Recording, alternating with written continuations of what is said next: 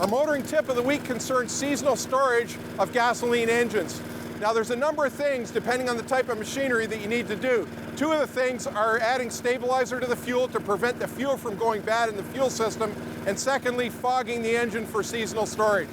So this week we're going to talk about fogging the engine, and basically what you're doing when you're fogging it is making the engine ingest an oily mixture that's going to coat the cylinder walls, piston rings, and combustion chamber, the valves, intake and exhaust valves.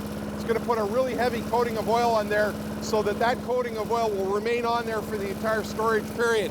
Now, as the engine ingests this fogging fluid, you just put it in the carburetor right here.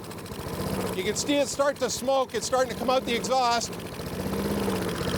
So it's getting in the combustion chamber, and after it's got a good coating, what you're going to do is cut the engine off.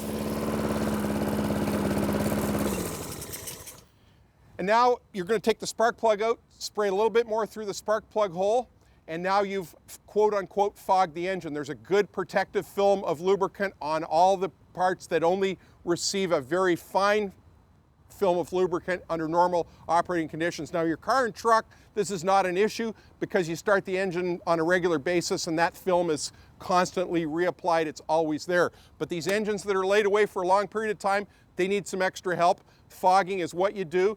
If you have a marine engine, a stern drive, or a sophisticated outboard motor, I suggest that you have your seasonal storage done by marine mechanics because there's more than just this involved.